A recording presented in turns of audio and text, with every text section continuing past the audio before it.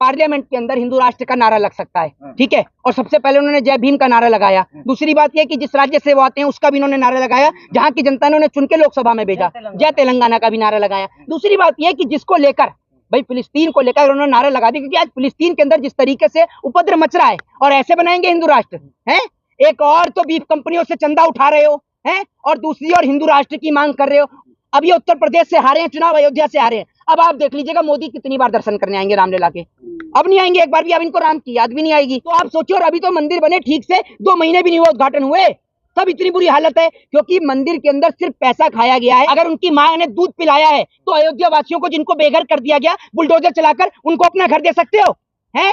अगर ये जितने लोग गद्दार लिख रहे हैं ना, अगर बीजेपी इनके घर पर बुलडोजर चलाए तो क्या ये बीजेपी को हिंदू राज बनने के तैयार है देश? देखिए एक बात मैं आपको बता देता हूँ, नरेंद्र मोदी साल 2014 से सत्ता में हैं, समझ रहे हैं, और इसी के नाम पर जो सीटें आई हैं ना अब की बार, वो इसी के नाम पर आई हैं, बच्ची कुची सीटें भी जो हैं। और दूसरी बात यह है कि नरेंद्र मोदी जी जब हार का सामना करते हैं तो प्रभु श्री राम को भूल जाते हैं। आपने देखा जिस दिन नरेंद्र मोदी जी ने रिजल्ट आया, जब भारतीय जनता पार्टी के कार्यालय में पहुंचते हैं तो नारा लगाते हैं जय जगन्नाथ का, तब प्रभु श्री राम को भूल जाते हैं।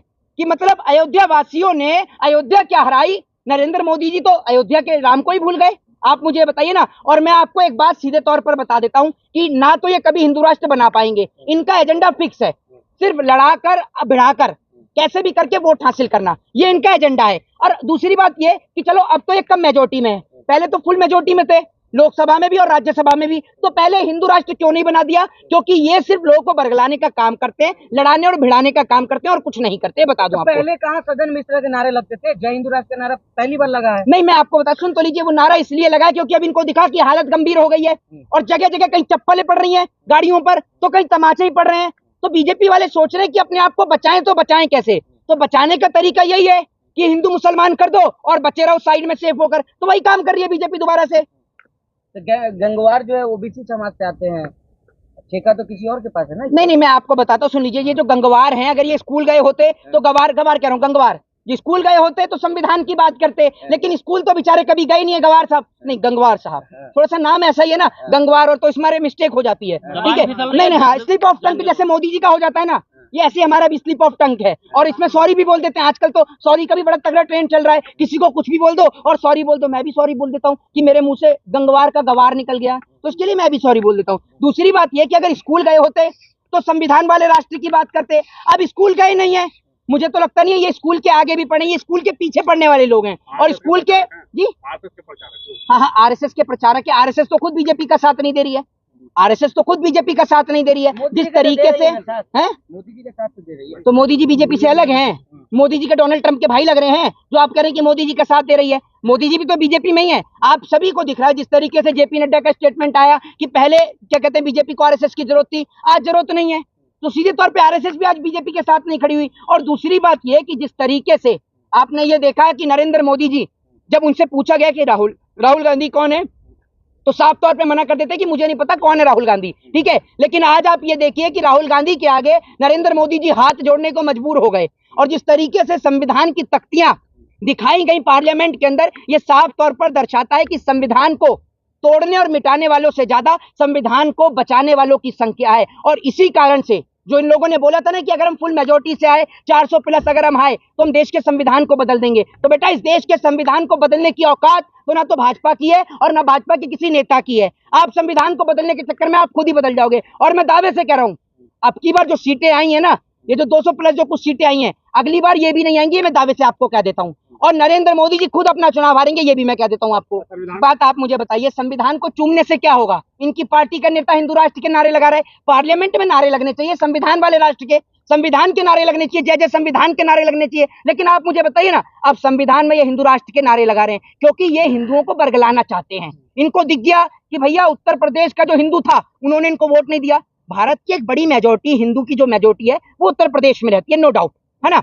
सुन लीजिए, और वहीं से बीजेपी को सबसे बड़ी मार लगी है। कहने का मतलब यह है कि सबसे करारा तमाचा जो पड़ा है वो उत्तर प्रदेश से ही पड़ा है। बड़े बड़े नेता हर गए। लोग अयोध्या के हिंदुओं को लोग गाली दे रहे हैं, कह रहे हैं श्री राम के नहीं हुए, ये किसके हैं? अच्छा, श्री राम नहीं है। नहीं, एक बात आप मुझे लोग गद्दार कह रहे हैं। अगर उनकी मां ने दूध पिलाया है तो अयोध्या वासियों को जिनको बेघर कर दिया गया, बुलडोजर चलाकर उनको अपना घर दे सकते हो हैं? अगर ये जितने लोग गद्दार लिख रहे हैं ना, अगर बीजेपी इनके घर पर बुलडोजर चलाए तो क्या ये बीजेपी को वोट देंगे? इनसे बड़ा गद्दार कौन है? जिस वक्त पर ये लोग अपने घरों में बैठे हुए थे, उस वक्त पर अयोध्या वासियों के घरों पर बुलडोजर चलाया गया, और आप उन्हें गद्दार कहते हैं? आपको शर्म नहीं आती? बताइए ना आप मुझे, किस मुंह से आप गद्दार कह रहे हैं? लोग जो है धोखा दिए नहीं, और मोदी से बड़ा गद्दार कौन है?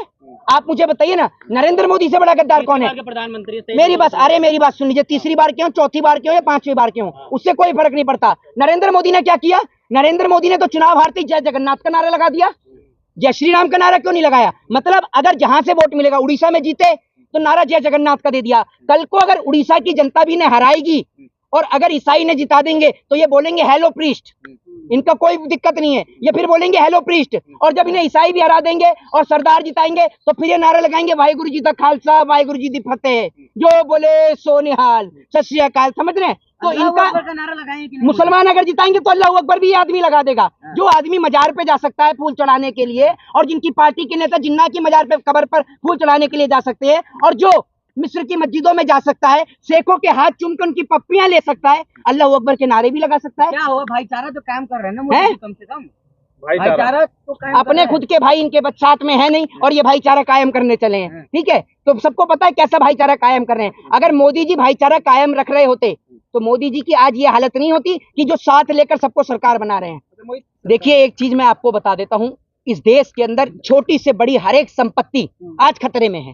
हर करप्शन के नाम की जो है हर जगह पे तोता बोल रहा है। आप ये समझ लीजिए, बिहार में पुल गिर गया, नीतीश कुमार को मोदी के हाथ चूमने से फुर्सत नहीं है।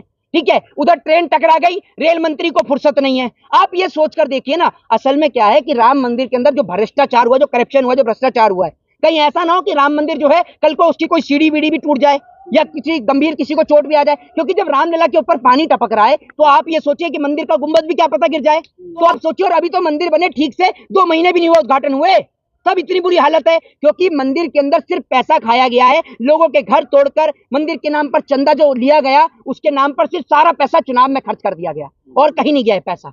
और अब आप देख लीजिए, मोदी के मुंह से एक शब्द भी निकला। और अब मैं आपको दिखा देता हूं, अब ये उत्तर प्रदेश से हारे हैं चुनाव, अयोध्या से हारे हैं। अब आप देख लीजिएगा मोदी कितनी बार दर्शन करने आएंगे रामलला के। अब नहीं आएंगे एक बार भी। अब इनको राम की याद भी नहीं आएगी और ना इनको माँ गंगा की याद आएगी।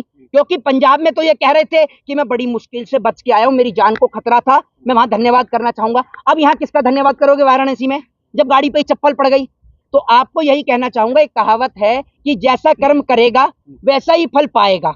अगर बोया पेड़ बबूल का तो आम कहां से लाएगा। तो जब आप लोगों को लड़ाने का, भिड़ाने का और देश को बर्बाद करने का काम करोगे तो ये याद रखिएगा, हर चीज का एक अंत होता है और आज भारतीय जनता पार्टी का अंत नजदीक है। देखिए, एक चीज मैं आपको बताता हूँ। सबसे पहली बात तो है कि जो लिंचिंग के जो मसले हैं, जो मामले हैं, वो समाप्त हो जाएंगे। सबसे बड़ा मामला है गौ माता का। भाई मैं आपको कहता हूं कि गौ माता को राष्ट्रीय पशु घोषित कर दिया जाना चाहिए।